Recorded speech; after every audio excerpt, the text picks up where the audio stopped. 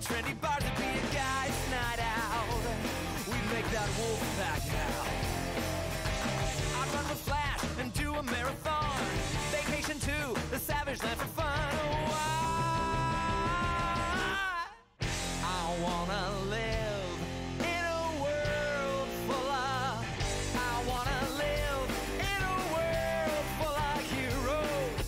Have NPR and CNN describe the latest team. I wanna tuck my kids inside and read them stories of superhuman glory while the sleepy faces beam. Go!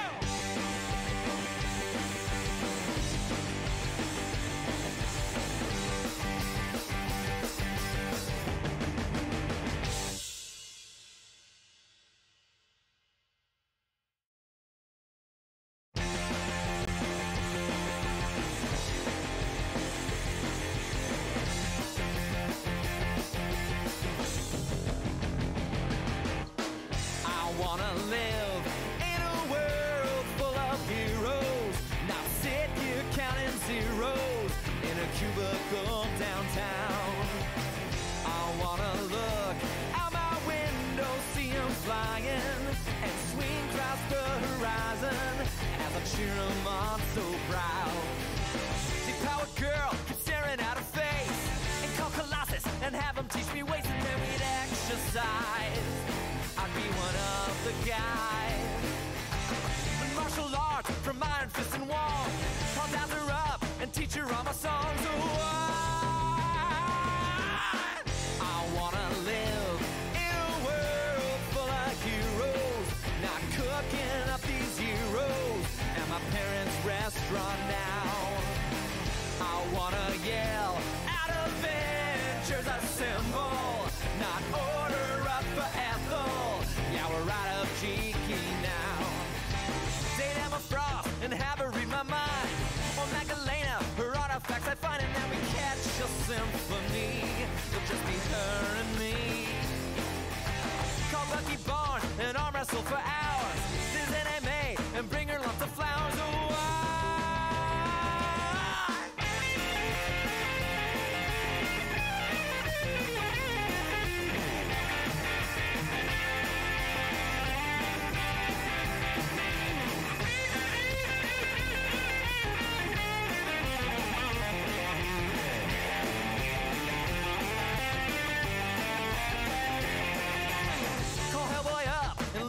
cigars, be Tony Stark at all the trendy bars, it'd be a guy's night out.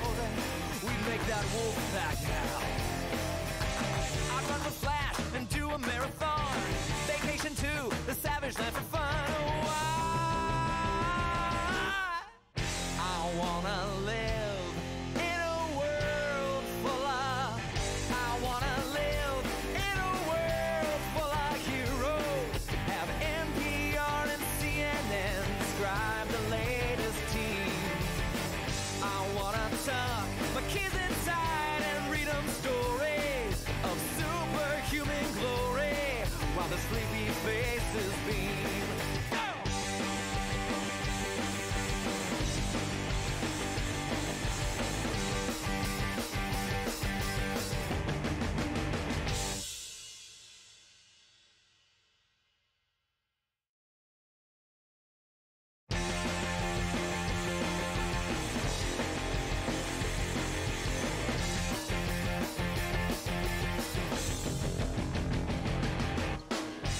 Wanna live in a world full of heroes, not sit here counting zeros in a cubicle downtown.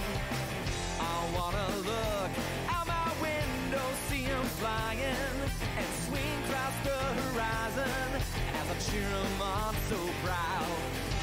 See, powered girl keep staring at her face, and call Colossus and have them teach me ways, and then we'd exercise. I'd be one of the guys.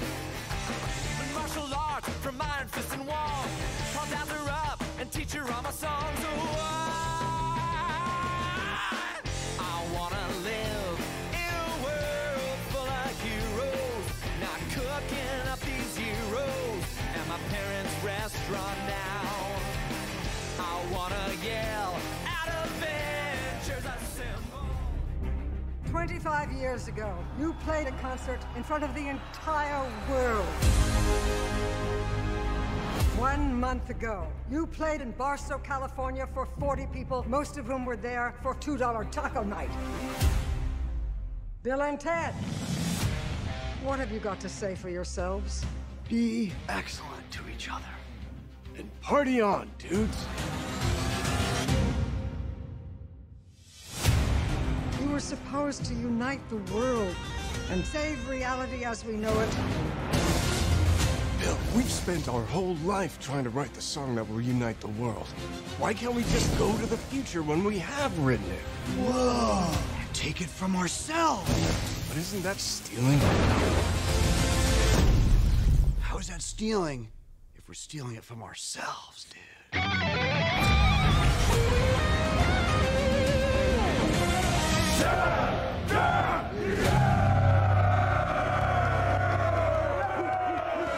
No way! How'd you like our song?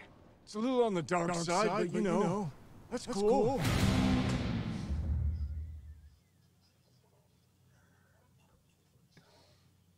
Hello. I was looking at Dion going, are we live? I don't know what's going on. You heard the trailer All I as heard much was as I do. Bill I was just like, or Ted or one of them. I don't know which one. Whoa! Just say, it's a little dark side. Whoa! Well, hello. Hello and welcome to the Purity Table of Awesome. My name is Dion. hello, I am Quinny. I'm Jill.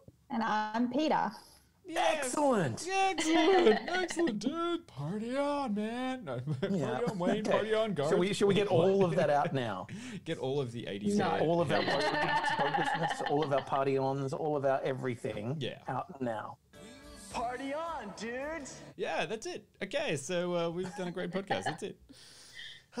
No, what are we doing? We're doing, that's of course. all we needed to do. Thanks for coming. Well, what are we doing? We're doing I don't know, would you call this a nostalgic film or a... Yes. Yeah, very much I'm so. sorry, I'm not going to let you finish that. Yes. Okay. I am actually interested just right up front to know what your guys' first experience with Bill and Ted was and how long it has been a happy place in your heart, if that. Okay, so full disclosure, come on, Peter, you've got to be honest about this. When did you watch Bill and Ted? And I'm talking the first Bill and Ted, Bill and Ted's Excellent Adventure. Sunday night.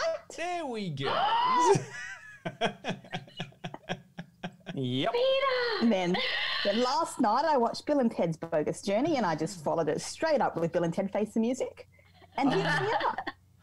Holy shit, you went from made me Bogus Journey think. straight into Face the Music. Oh, just right along. It doesn't make as much sense that way, to be honest. So I'm assuming that you guys have had a much longer relationship with this. Yes. yeah, 21 years ago, when we first watched the original Bill and Ted's Excellent Adventure in 1989, the world was a different place, and I was a different person. And so I have much love and nostalgia for the original Bill and Ted's Excellent Adventure, and some love and nostalgia for Bill and Ted's Bogus Journey, whose best thing in that entire film was death. And Yes. I will say I'm not entirely sure whether it's death or station. Oh, right. Station. Okay, yeah. You could do station. I haven't got that one. sorry. Station. And if you listened to our time travel podcast not that long ago, it was my pick for a time travel comedy film. I do love Bill and Ted's Excellent Adventure, as well as the animated series. Oh, I was wondering whether you were going to go into that one. Yes. And also the very, very little known live action TV series. Oh. There is one Okay. season, I think. And I'm just going to look it up. Extremely very unknown. I didn't know about it. Yeah, no, it's That's strange, man. not well known at all because it wasn't very good. Makes sense. Good. Let's not talk about that one. Let's. Well, no, it's interesting. Okay, so it's Bill and Ted's Excellent Adventures, a 1992 TV series. Yep. Starring. That aired on Fox. Yeah, basically same concept. I kind of dug it because I loved the original movie, and then I sought out the game that was on the Atari Lynx. Wow. And that was sort of vaguely based on the animated series, but yeah. Then I remember turning on the TV at one point, going, "Oh, it's the Bill and Ted animated." So hang on, who the fuck are those guys? That's not Bill and Ted. That is off-brand. You know, this is William and Theodore, or probably Ball and Tood from Aldi. Evan Richards as Bill S. Preston Esquire, and Christopher Kennedy as Ted Theodore Logan. Those very two well-known people who I don't think have any more credits than after that ill-fated TV series. That's pretty much where it ends. But we're not talking about that. And thank you, Bill and Ted. We're talking about... to answer your question, though, Peter, my history of Bill and Ted goes back to when it came out on VHS, and I was sick one day, and had a home day from school, and my mum would get videos out from the video store so that I could watch shit while I was sick at home. And she brought home this thing, and I thought, oh no, that looks educational as fuck. Like Bill and Ted's Excellent Adventure looked educational. Seriously, if you okay, what was I? I was in. We're talking 1989 or 1990 by the time it came out on VHS. I was 12 or thereabouts, and you look at it on the cover, and it's like, oh, it's these guys who go on a wacky adventure to meet historical figures, and then they learn things. I mean, that is basically the plot of every shitty educational video ever. So I was terrified. I was watching this thing going, oh, this is going to be really and also because my mum, who was a teacher, had gotten it for me. So I was ready for it to be. How do you feel about Magic School Bus, Quinny? Never seen a frame of it. Okay. Yeah. But how do you like it now? Like, how did your little childhood face light up when you realized this isn't about learning? Well, it is about learning, but it's also about excellent. I very quickly learned to love it. Thank you. Done. I can do that for you. I can hit you up for that. No problem. I got your back. Thanks, buddy. Yeah, no problem. So yeah, I very, very quickly was like, oh, this is actually heaps of fun. And then however many years later, the sequel came out. And by that time, I think it had kind of hit that point of being a cult kind of thing. Really? It was only a couple of years later. I think it was mainly because on the success of Bill and Ted's Excellent Adventure that they came out with, they were like, well, rough that one into sequeldom. Let's have their bogus journey, dude. Yeah. Yeah. No way. I have a loving relationship with Bogus Journey. Yeah. But it's still a fucking weird movie. I really like you, Peter. I decided to go back and re-familiarize myself. So Friday night was Excellent Adventure, Saturday night was Bogus Journey, and Sunday night was Face the Music. Bogus Journey is enough though. I feel like Bogus Journey is the most structurally sound of the three. Yeah. Well, Bogus Journey has like an actual point, like, you know, in the sense that they're not just trying to complete a school project; they're trying to save themselves from death. You know, and get back to, like, they have a thing that's going on. Whereas Excellent Adventure is just like, this will be fun. And then Face the Music is different. But we can get onto that. We will come to that. So I'm interested to hear your thoughts on it, Peter, now that you know our historical thing. Wait, what about Jill? Jill, what's your historical thing with Bill and Ted? Oh, well, I mean, I was 5 when the first one came out, so I definitely didn't see it then. No. Right. But I was definitely pre-teen when I did watch it. Yeah, it was definitely one of those, it's a weekly rental at the Video Easy, so let's watch Nice. it. I remember seeing Bogus Journey, but I don't remember it as fondly as Excellent Adventure. And I think I've definitely watched Excellent Adventure like enough times now. Yeah. Like I've seen it more times than Bogus Journey is what I mean. Well, yeah, certainly I realized I've seen it more times than Bogus Journey because I rewatched Bogus Journey and I was like, I don't remember most of this film. Yeah. Like there's some weird shit in that film that I was like, I remember don't Death remember and I this at all. remember the cool band and that was about it. And Station. yeah, and the evil robot usses who are dicks. Yeah. Oh yeah. Shit, I should rewatch that one actually. You know what? Bogus Journey is worth a rewatch. Look, more than I can so say if you about remove the lens of nostalgia, Okay, pull off the Band-Aid, Peter. Let's go for it. Good luck. That thing's really stuck on with it's a super little glue. bit crazy because, I mean, they are objectively not good films. That's true, but Having said that, it's very hard to watch something that you already know all of the funny bits from because those are the bits that go down in history, and something that's aimed at a much younger audience that you are when you watch it, and knowing that there's such a cloud of nostalgia around it for everybody who did watch it as a kid, and then watching it and going, oh, this is not good. Oh no. oh, Pete. Oh no. Oh, no.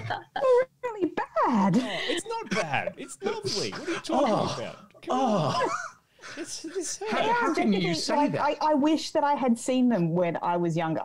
Yeah. It makes more sense if you're I mean, looking you know, at... and if you tell me that the films that I fell in love with as a preteen and teenager are not good, I will fight you. But this just isn't one of them. Yeah, okay. So, like... So when you say objectively bad, how does that actually mean good? Because clearly these are good films, and I'm struggling to understand the miscommunication here. Like, who doesn't want to see Genghis Khan take out a sporting goods store?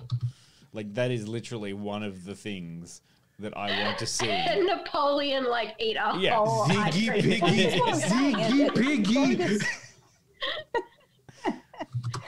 Bogus Journey got me in much more than Excellent Adventure because there were more stakes, because it gave me a few actual giggles, like genuine, like there were bits that I was like, well, that's funny. Whereas Excellent Adventure was just a little kind of like, it didn't even have a structure.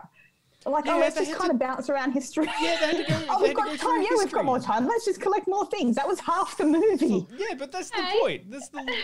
They had a book report, Jude. You know how hard it is to do a book report in high school when you go... It wasn't just the book report, but they had to finish the book report, otherwise Ted would have to go to military school. I know.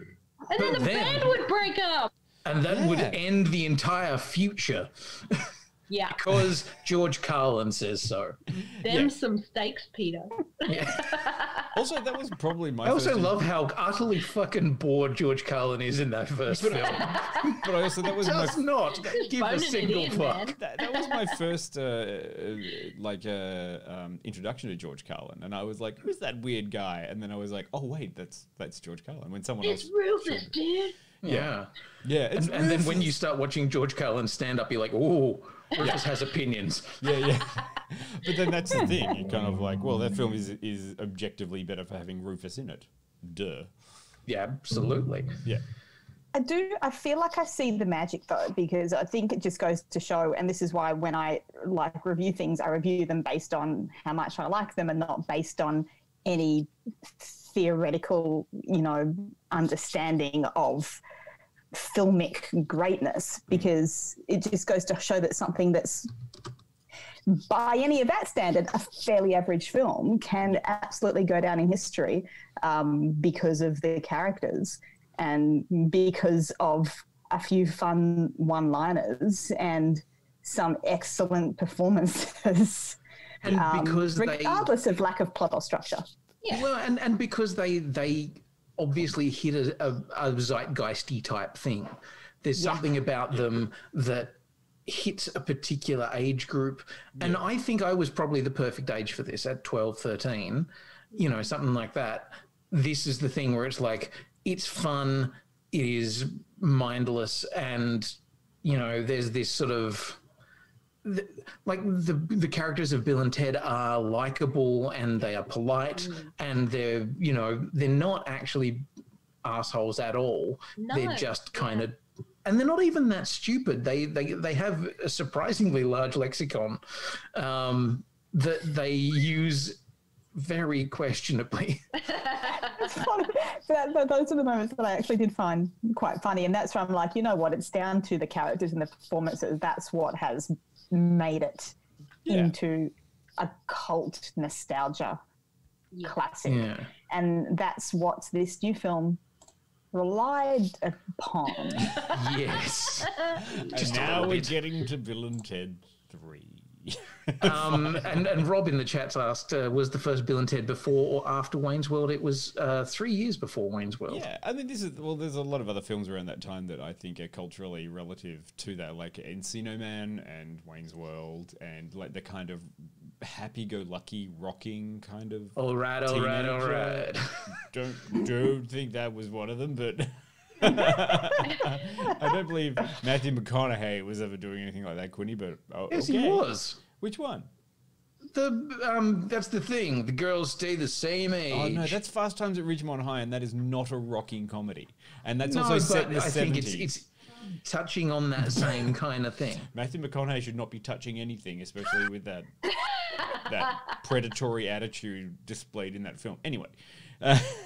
Bill and Ted's Excellent Adventure was a fun and rollicking time through time, and then Bill and Ted's Bogus Journey was a interesting take on how to extend that franchise. And then we don't talk about, the TV shows, and then we get to 20 years later. 25 years later. Well, yeah. Well, okay. Yeah, it's and this is where it immediately starts to break, because the plot is 20 years later, the actual time difference is 30 years. Yeah. And that's the and this is where I'm trying to be positive. Okay, before we do that, can we have a synopsis? A synopsis? Do we? We do have a synopsis. Can I have some kind of musical introduction to my synopsis, please? Sure. Okay, here you go. Be excellent to each other. The ruler of the future tells best friends Bill and Ted that they must compose a new song to save life as we know it.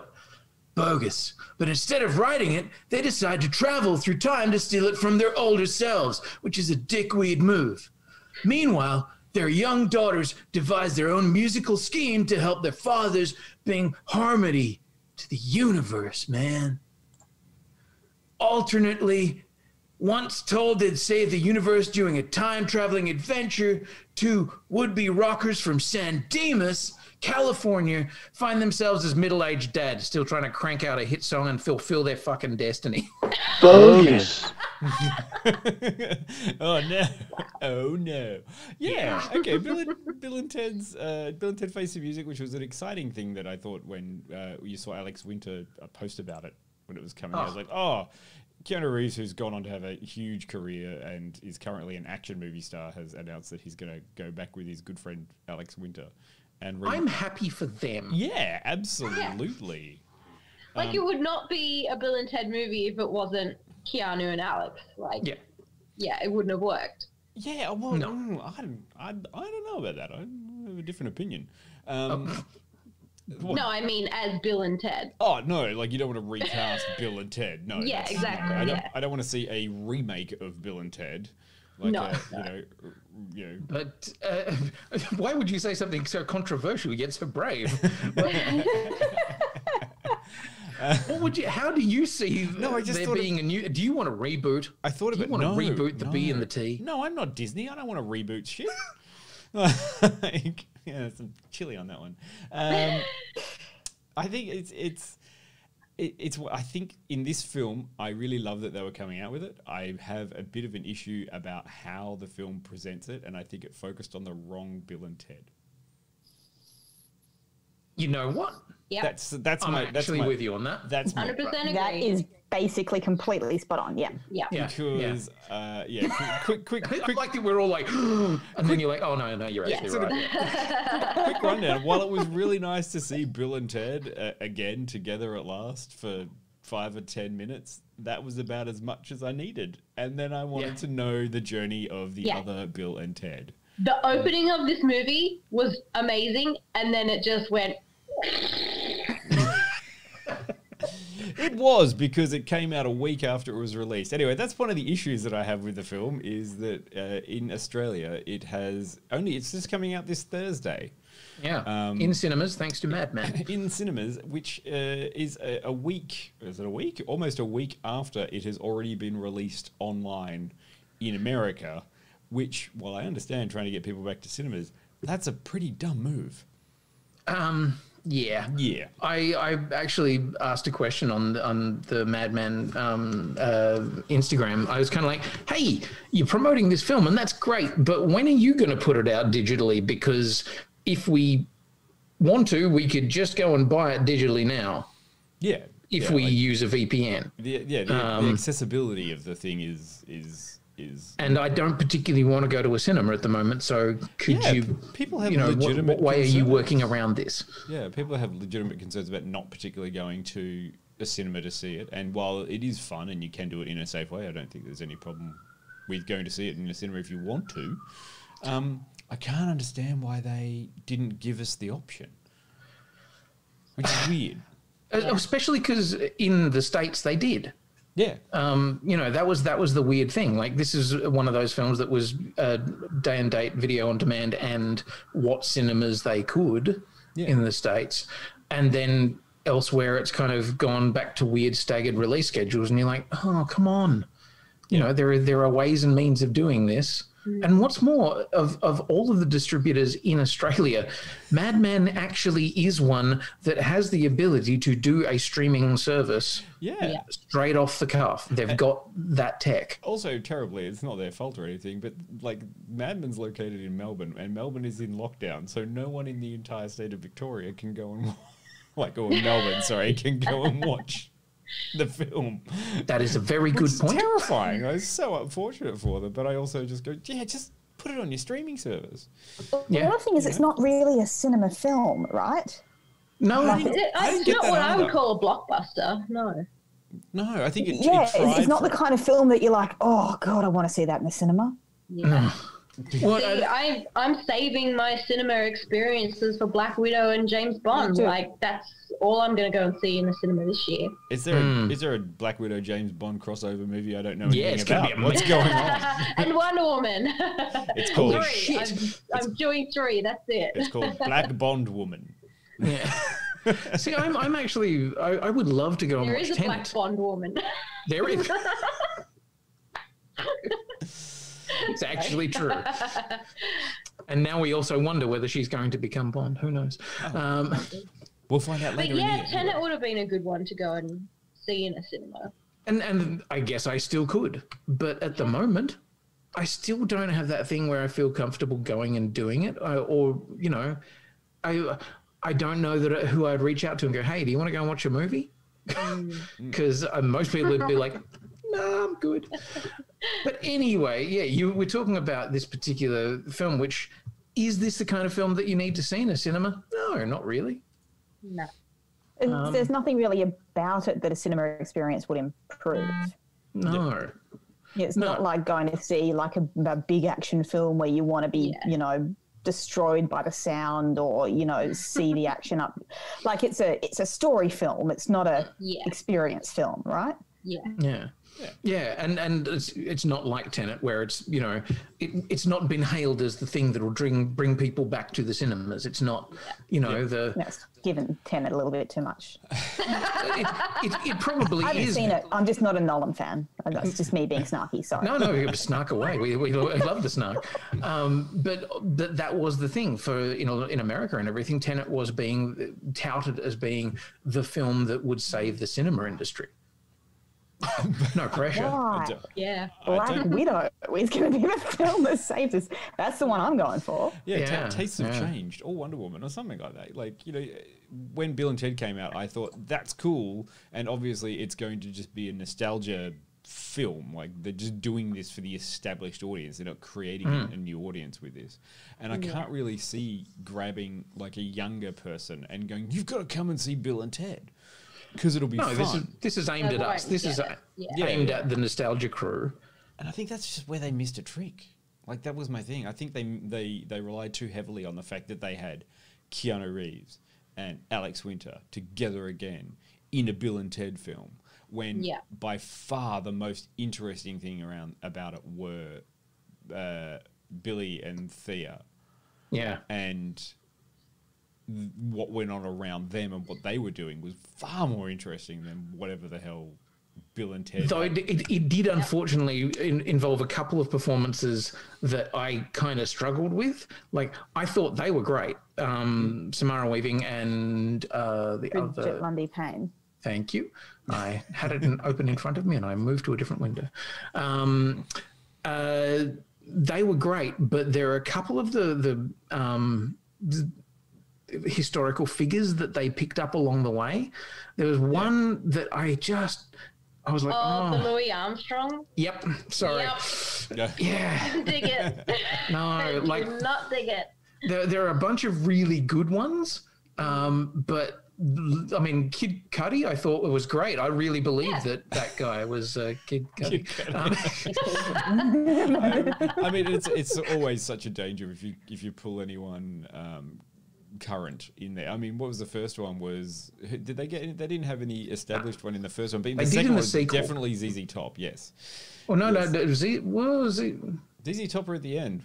So they'd spend an intensive guitar thing. They had kids. Like, remember? You remember the? Yeah, but that was still Bill and Ted. Yeah, that was still Bill. They didn't have like a current musician. Well, they did kind of. Primus were big in Bogus Journey, and there was an awful they had a set in the Battle of the Bands before. Oh yeah. The other guys, and also I think Faith No More.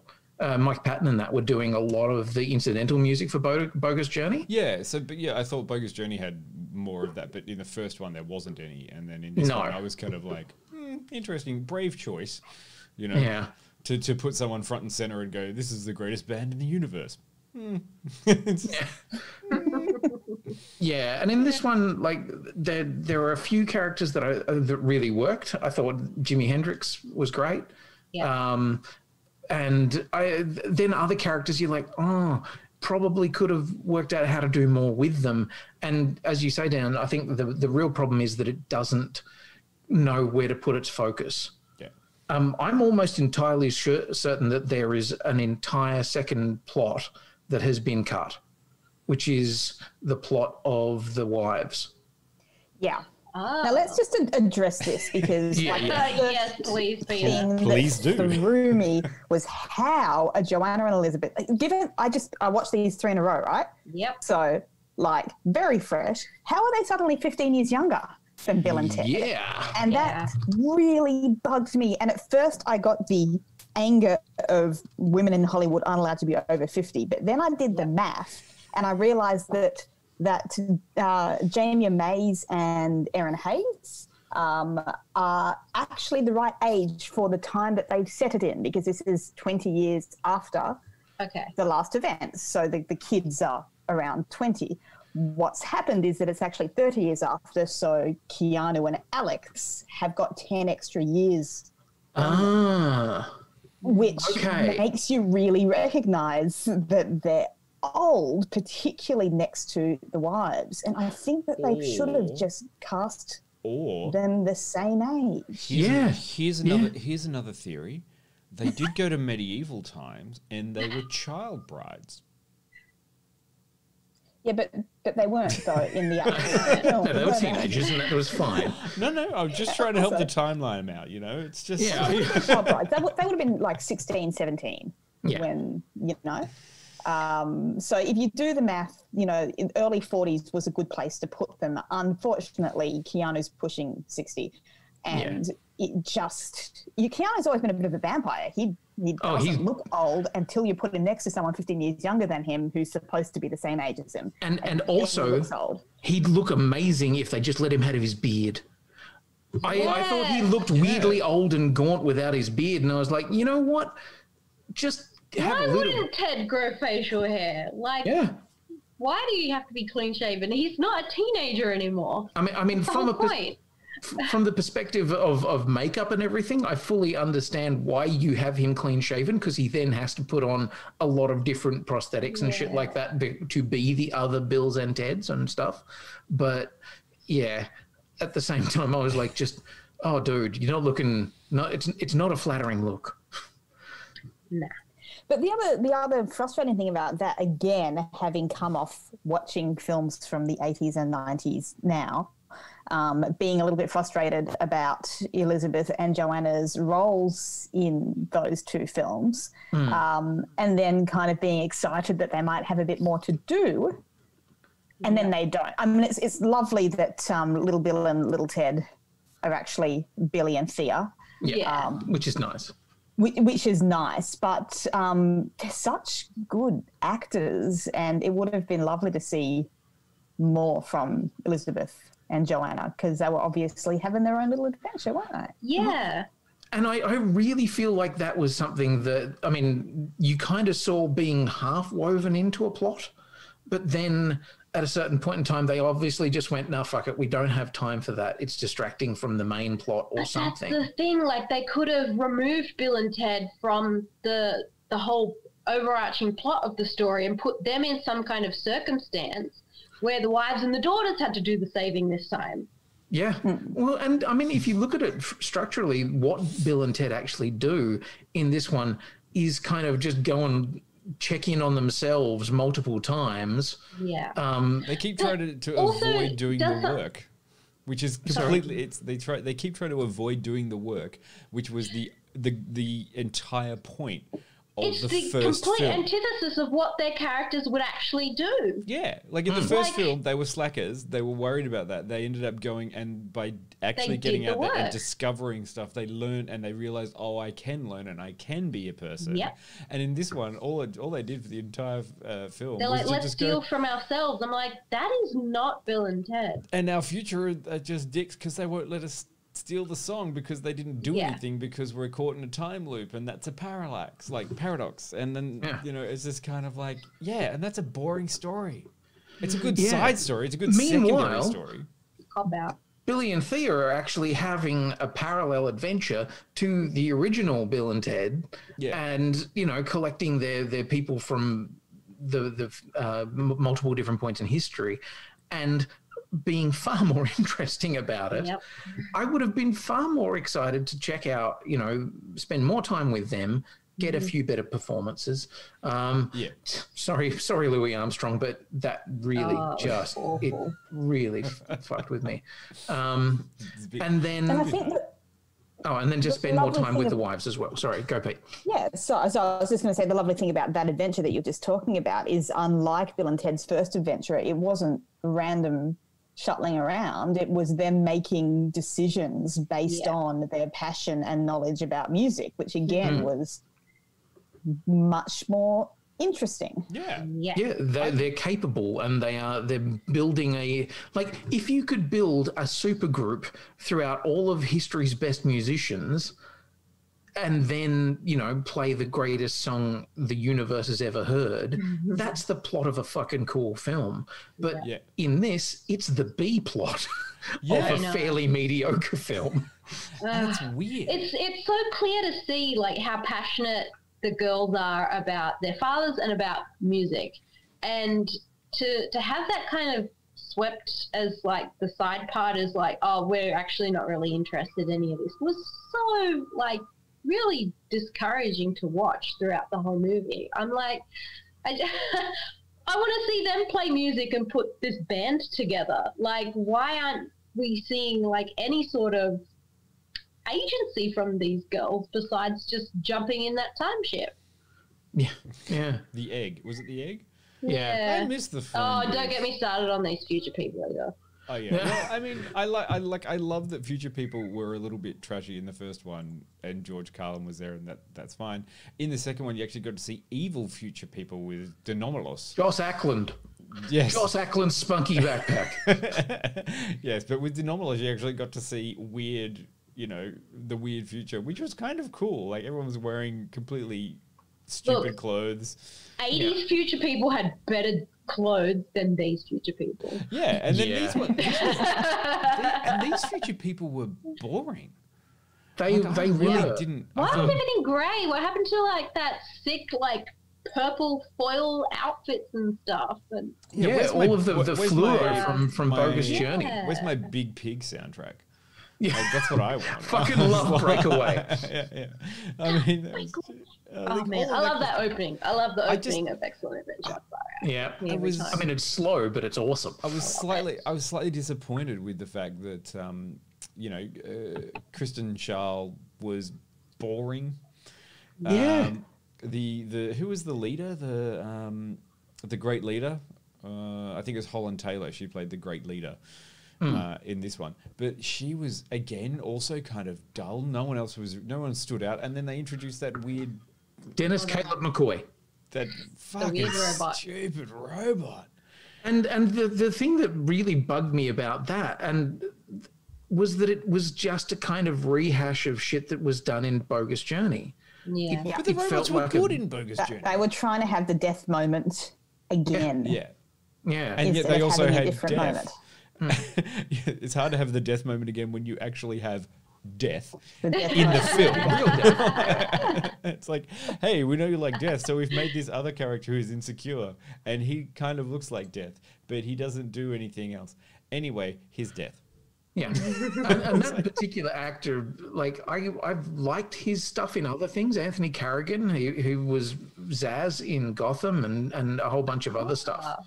Like he's an interesting actor, but I kept on kind of coming back to it, going, he looks like somebody out of Dragon Ball.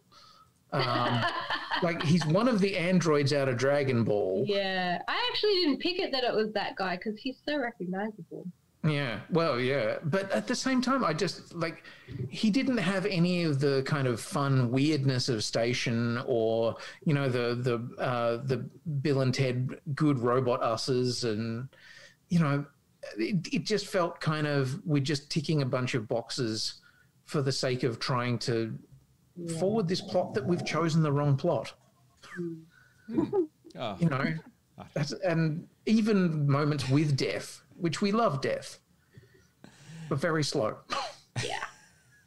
Yes, Well, I'm so glad that like I'm not the only one that was disappointed by this movie. Because I think I watched it before you guys, and I'm like, this is terrible. What's happening? And we're like, don't colour my view. I don't want to know, Jill. Just I don't want to know. Just let me watch it in peace.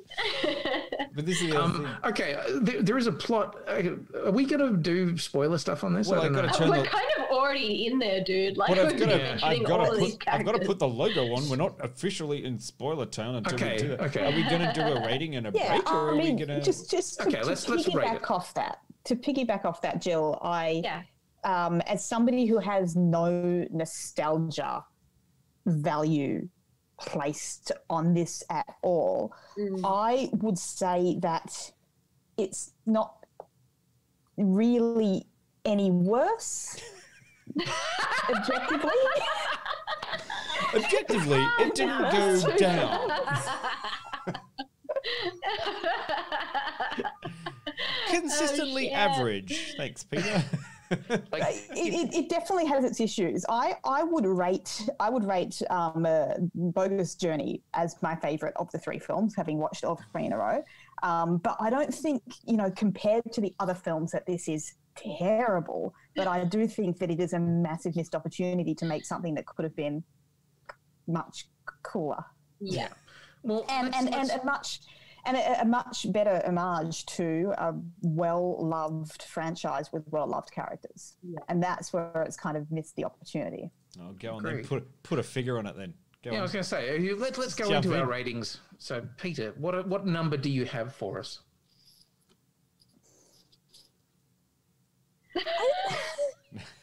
Well, the thing is, like, I don't. It's a hard one to rate because I don't. I want to rate it on its merits, but also I feel like that you guys are going to have a lot more hate for it than I do because I don't have the love for the other films. You just rip the band-aid off. Just give us a number. It doesn't matter. Don't worry about it. 69. 69. Excellent. 69, dude. Yeah. I love it. Excellent. Oh, Peter, well played. What number am I thinking of, Peter? I love that moment. How many things am I about to hold up? Whoa. Who else? Jill, what have you got? What do you reckon? Oh, man.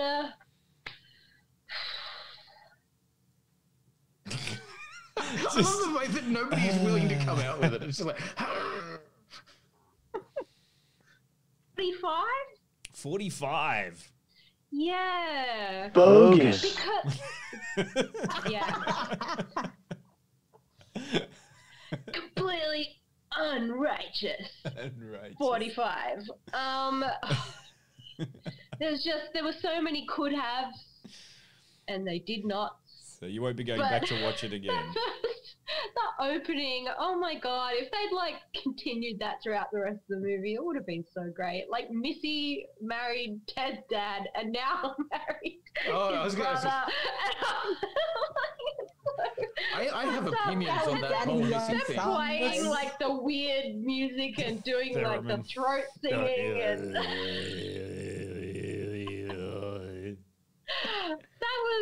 that was gold, and then the rest of the film just went. Yeah. Sorry, I'd like to say Bill and that Ted's Ted dad 3. looks way better than Ted does. Yeah. Ted's dad is that like... guy just, doesn't seem to die. Dion, do you have a number? Yes. Good. Okay, I think... No way. I'm gonna give it like 55. 55. Because I was kind of really disappointed about all the sidelining of stuff, the stuff that I enjoyed. I realized that everything I enjoyed about it wasn't the stuff that I was supposed to enjoy about it. Yeah. And that was a bit sad because I thought it was really well done. It's earnest, wonderful, nostalgic. They hit you in the right spots. I like Bill and Ted. I like Alex Winter. I like Keanu Reeves. I like all the people in that world. I just didn't like the way they went about the entire kind of thing. And that's why I was just really kind of like, oh no, this is not great. Oh no. No. Yeah, so I'm going to 55. It's not... That's fair. I'm actually going to have to match up with Peter on 69. Party on, dudes. Exactly. Because I laughed and I was enjoying myself and I was loving spending time with those characters again. You laughed, Quinny. I did laugh occasionally, here and there, not often. But I do think that I really the whole sort of Deus Ex of the end and everything, which we'll talk about in a second. I saw it coming at the beginning of the film. Yeah. And you're kind of like, okay, cool. But yeah, I liked spending time with those characters. I was just, then after a while I was like, but I want to spend time with them. Can I spend time with them? Yeah. Yeah. And can we have a little less of that guy and a little less of that guy? And yeah. And no Louis Armstrong. Yeah, that was that guy. So 69 for me. Yeah. But okay, so let's do we have a clip or are we just going to go straight into spoiler town? I can play a trailer. I can play the other trailer and then we can do the spoilers, or I can just check the logo up. Let me have the magic of digital. Let's just chuck the logo up and spoiler it. Do you want to play the other trailer? Do you? Fine. All right, we'll do the trailer real quick then. Just let me have my fun. All right. Citizen Wild Stallions.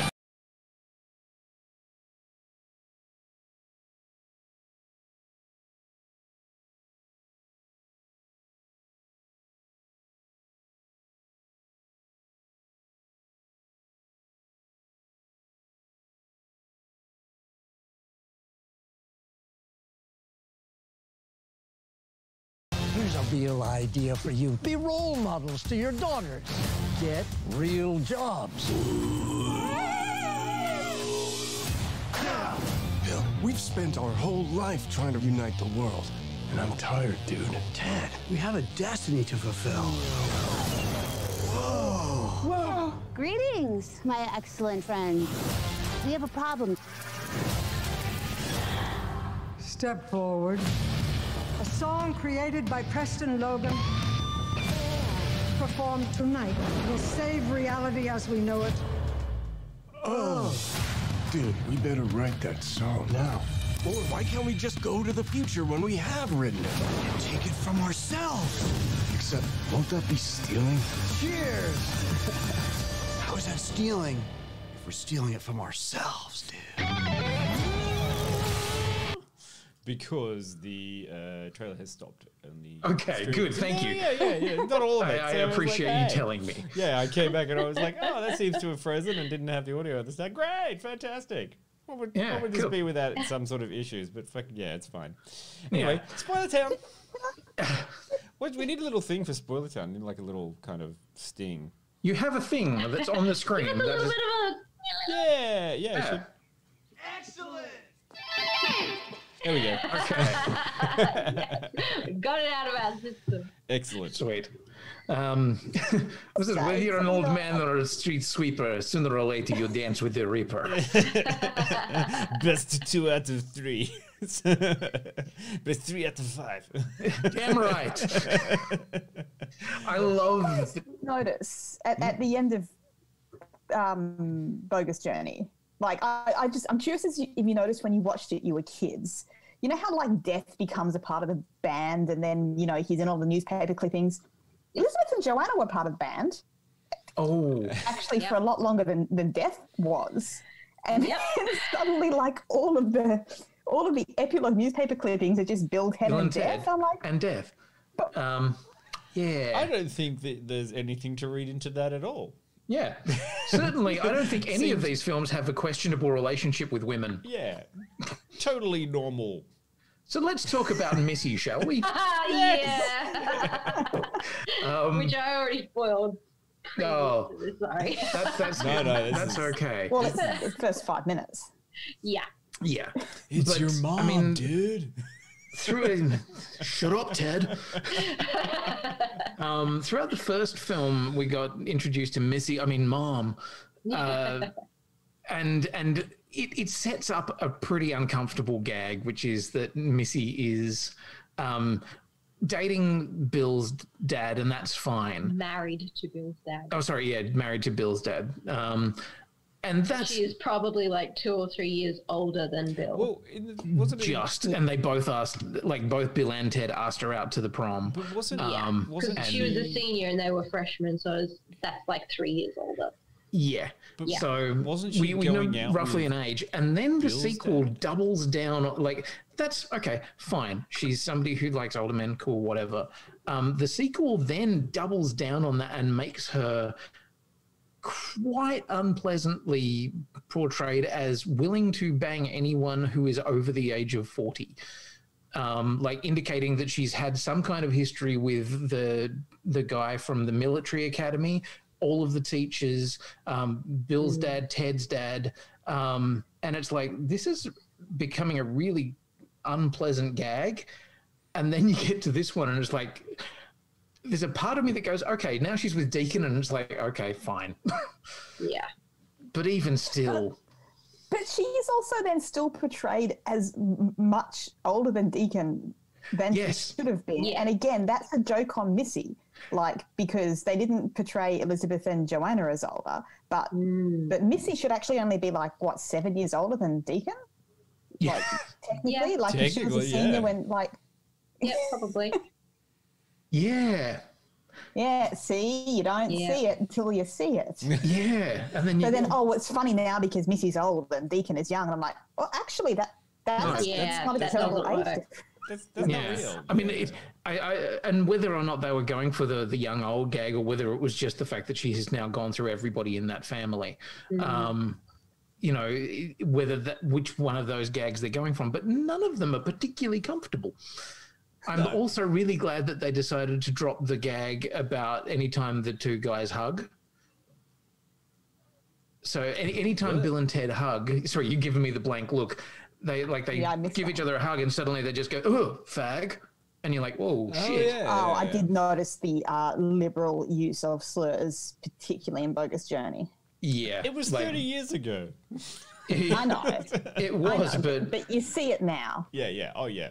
Totally. Yeah. Yeah. It's like you watch it now and you're like, oh, Jesus Christ. Yeah. Wow. Okay. I don't remember that from Excellent Adventure because I only just watched that like not long ago. But as I said before, I haven't seen Bogus Journey more than once. So Bogus Journey is such a bizarre kind of tonal roller coaster ride where it's like, okay, we're gonna do broad comedy and now we're gonna do like weird existential horror and we're going to go from hell to heaven to aliens to whatever, and it's just kind of like that's a mix master of just fucking throw whatever you want in and whatever comes out at the end's fun. I think Face the Music desperately wants to be as fun and as weird and as wild as Bogus Journey. Yeah. But isn't. Yeah. Yeah, it's kind of like, I thought, while it was all the time I was watching Bill and Ted 3 and watching them interact with themselves, that was the parts where I was kind of turning off. And then, it was frustrating to always go, okay, where did their wives go? Like, they've just hopped off into the future. And when they're old and older, the wives just like heavily made up and jump away. And it's like you never get to see what happened to them for the rest of their lives. They might have lived long, complete lives. We never got to see any of that or understand what the hell was going on. And there was this whole thing that they were going off to find out how much better their life could have been. Yeah. And you're like, what? How much better could it have been? That would have been really interesting. Like, I mean, I love the couples therapy section. I mean, that was very funny. That was funny because it was like, guys, you're not doing it right.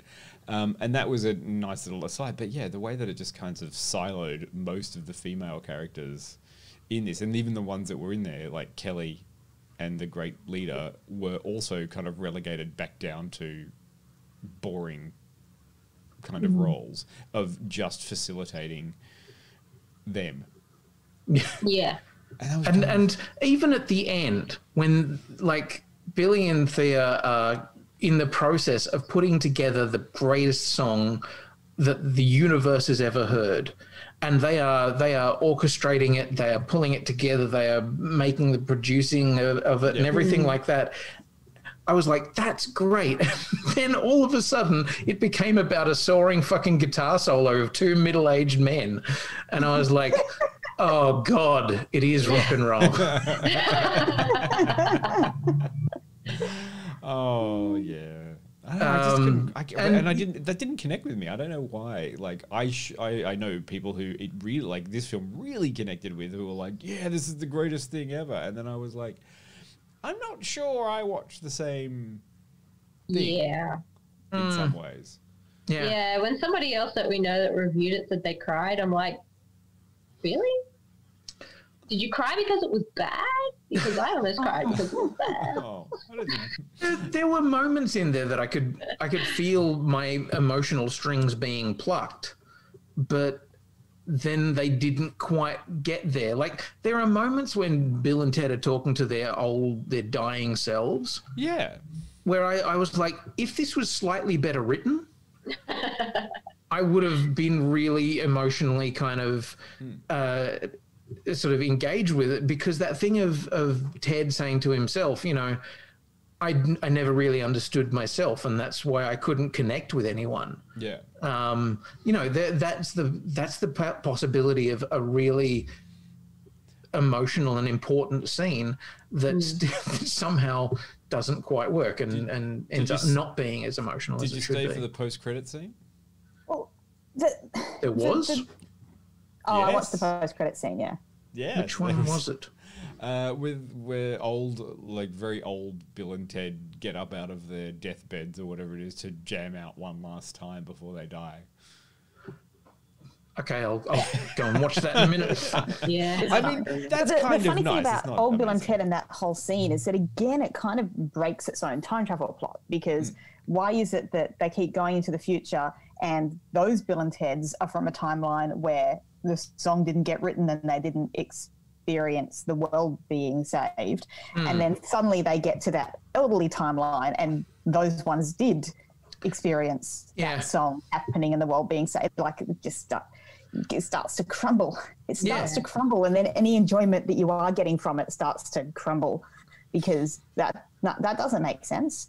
Like if the world is about to end and the world is physically ending at that point, like they're making a big deal about reality is crumbling, then how did the nasty future Bill and Ted's even exist?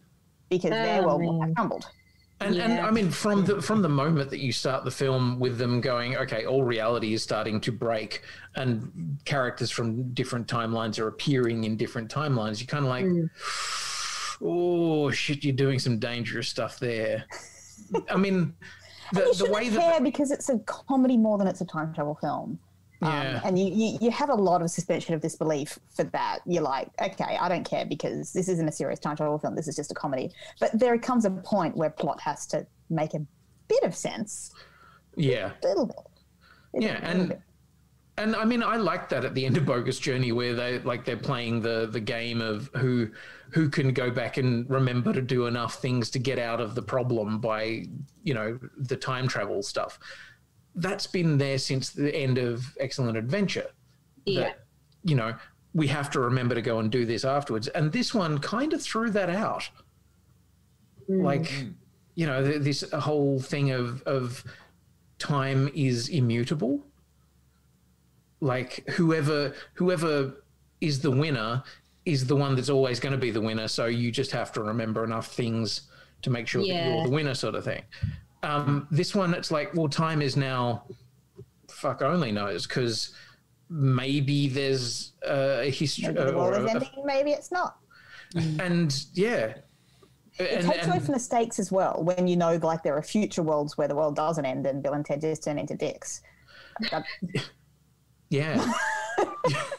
But then also, like, there's a robot who's been set back in time to kill you, but it doesn't really matter if it kills you.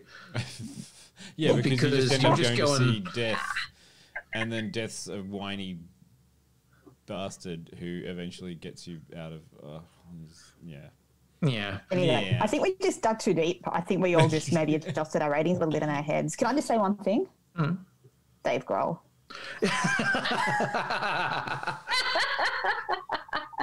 I would have been a lot happier if Dave Grohl had been there and there'd been some music around him. I was like, yeah, it's fucking Dave Grohl. Dave Grohl is in this for one shot. Yep. Fucking what? Yeah. Oh, man. It's one of those things that it should be a lot of fun, and it kind of manages to undo itself throughout the course of the film, that it actually gets less and less fun as it goes on. Yeah. Yeah, and I think you're absolutely right there, Pete, by just going, it's tapped out the vein of this nostalgia. This particular nostalgia mine seems to have followed a fool's gold trail off to the side where you're like, that's just not great. Unfortunately, instead of like, look, but there's a shiny thing over here with these two young versions of the. No, we'll just ignore that. We'll just go down this sort of old way of doing it. And I don't even think it was like a soft. I don't think it was even a soft, like a soft reboot to introduce those girls as a Bill and Ted franchise carrier. No, because you didn't do enough with them. Yeah. There were so many could-haves, and they just didn't. And yeah, they were great. I really watched them, and I was like, they are definitely the children of these two dudes, and they're nice, and they're sweet, and they're everything that Bill and Ted were when they were teenagers. Nice, sweet idiots. Yeah, and idiots who aren't idiots, actually. Yes. Yeah. They talk like idiots, but they're actually very intelligent. But I thought the performances were great. Like, actually, I of the two, I thought Samara Weaving was the one who was the least Bill and Teddy. Yeah, I agree. Well, I think they walked a fine line there in terms of not doing an impression and actually making the characters their own. Yeah. Because it was a little bit, even though I enjoyed it, it seemed a little bit impression-y. But again, if they had more time to do more with it, then I think it would have felt a bit different. Yeah, absolutely. Oh, there's a big sigh now. Everyone's like, yeah, Bill and Ted 3. Got it out of our system. Because well, I'm not that sad. I think, I mean, this is very definitely going to be the last adventure of Bill and Ted.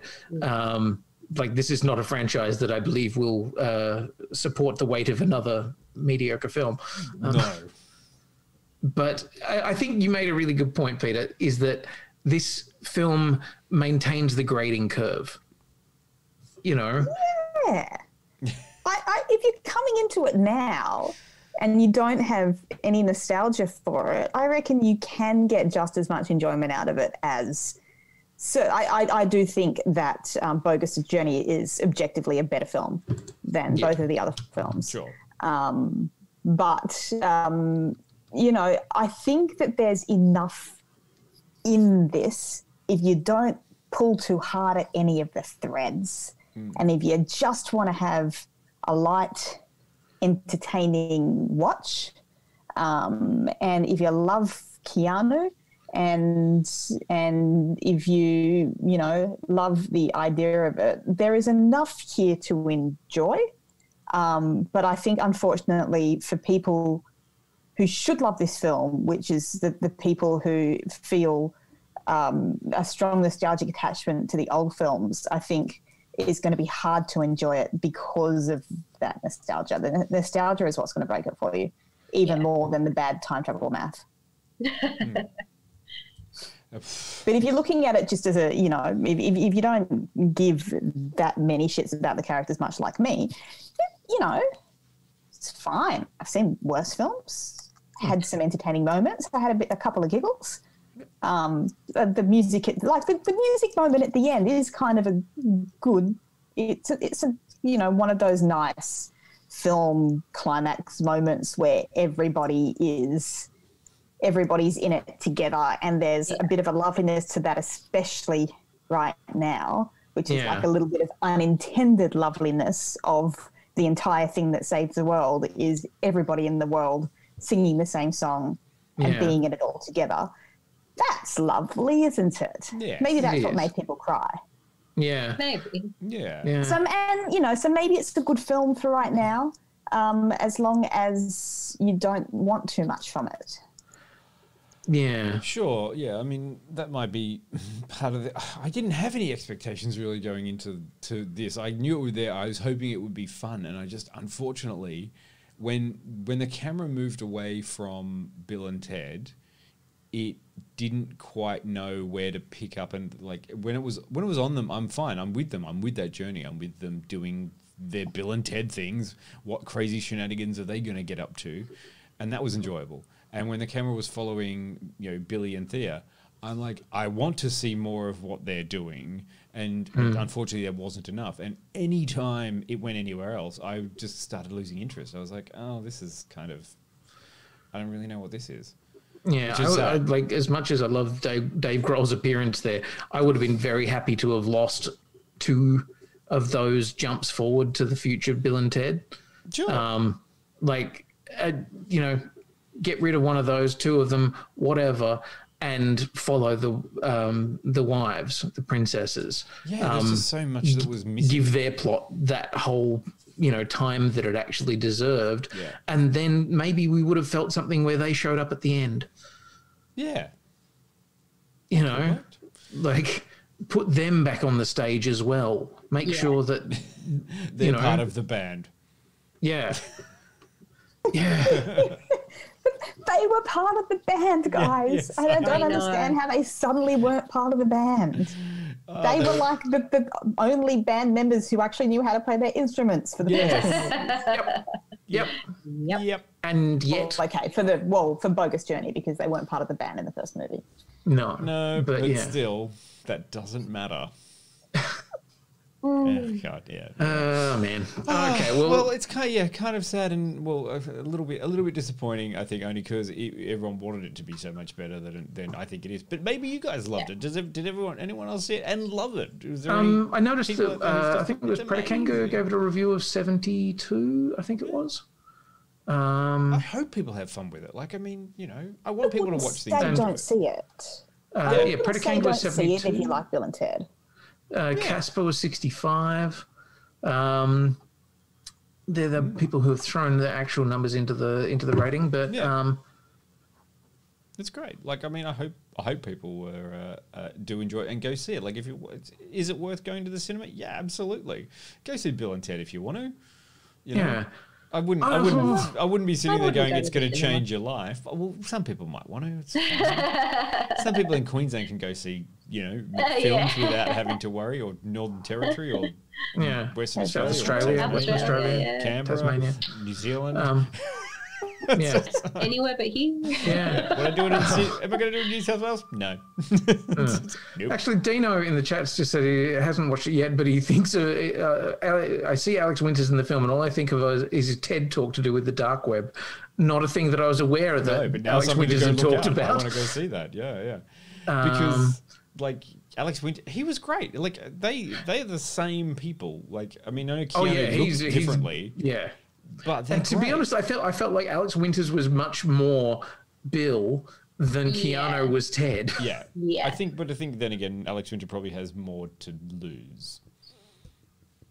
Keanu doesn't have to do too much. He's still got about 7 films on his slate.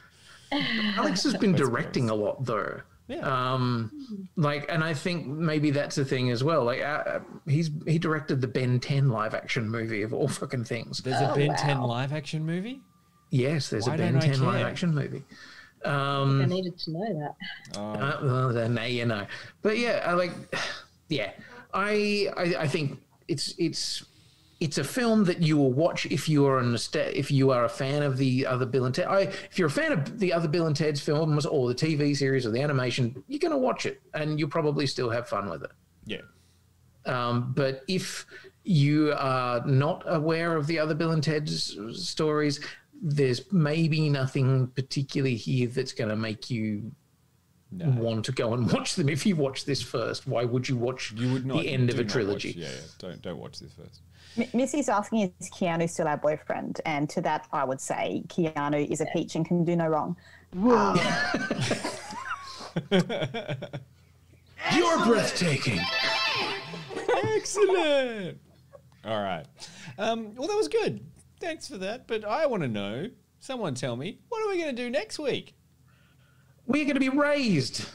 I believe we're going to be raised by wolves. Wolves? Wolves? Not grazed by wolves. Not grazed by wolves. Casper saying, should we do Mulan? No. Wow. That has not got anything to do with putting it behind a paywall and everything to do with it being a terrible film, by all accounts, from my Chinese friends who would know. Right. Yes. Yes, there is some very, very interesting political stances that film is bringing up. Much like all of the Disney live-action remakes of cartoons, I have zero interest in seeing them. Yeah, but this one's probably the most problematic. So do a bit of research, watch some videos about the making of it, some articles, and make your own decision about Mulan before you pay Disney more money than you already are now with Disney Plus. Or just wait until it comes out within the thing eventually. See, I think that's the international symbol for what you're suggesting, Jill. You just go, maybe I could watch it this way. It's the kind of one-eyed... It's already out there. Yes. On Disney Plus. I'm always very reticent to say that because I have a lot of friends who work in the entertainment industry, and every time you do that, somebody, a little entertainment industry fairy loses their wings. Or job. or rent. If that little entertainment industry fairy has ears and a tail, then I don't think it matters so much. Yeah, True. Fair enough. All right. What are we doing next week? We are doing Raised by Wolves, which is new. It's a short form series. That, why the fuck am I on- giving Ridley Scott more goes? But all right, fuck it, I'll do it. Jesus Christ, Ridley. No, don't Jesus Christ. Stop with the religion. Yeah. Yes. I've been trying to push for War of the Worlds, but I'm not sure whether people are going to get that watched. But yes, we're doing that one. So study up, see whether you can find it, check it out, and come on back and talk to us about it. Also, please come to our Twitter, come to our Instagram, come to our Facebook. Let us know that you are out there. We'd like to hear from you. We actually would love it if you would write us an email or send us a voicemail so that we could even play it during one of these things and then react to it and pull faces while you talk. Yes. We would do that a Rob has lot. asked what streaming service. It is available on HBO or soon to Foxtel in Binge, I think. Australia. Foxtel. Yeah. Yeah, I'm pretty sure it's on Binge. Yeah. And Foxtel, so yeah. Yeah. Yes. Thanks, Quinny. Yes, talk to us, please. Send us an email. Or yes, a B-mail, C, D, F, Any of F those mail. things. Any kind of mails. All right. All right. Thank you. I have been Quinny. I have been Dion. I've been Jill. It's been Peter. Yay! We've been the Periodic Table of Awesome. Good night. Good night. Bye.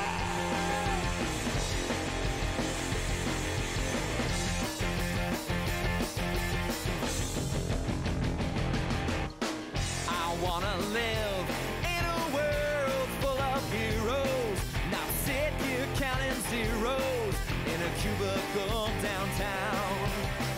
I wanna look out my window, see 'em flying, and swing across the horizon as I cheer 'em on so proud. Deep-powered girl keeps staring at her face, and call Colossus and have 'em teach me ways, and then we'd exercise. I'd be one of the guys. But martial arts from iron fists and walls, call Dazzler up and teach her all my songs. Oh,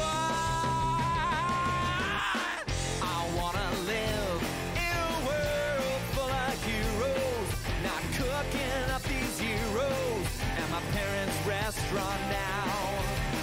I wanna yell out Avengers Assemble, not order up for Ethel. Yeah, we're right up cheeky now. Date Emma Frost and have her read my mind, or Magdalena, her artifacts I find, and then we catch a symphony. It'll just be her and me. Call Bucky Barnes and arm wrestle for hours. This NMA and bring her lots of flowers. Oh,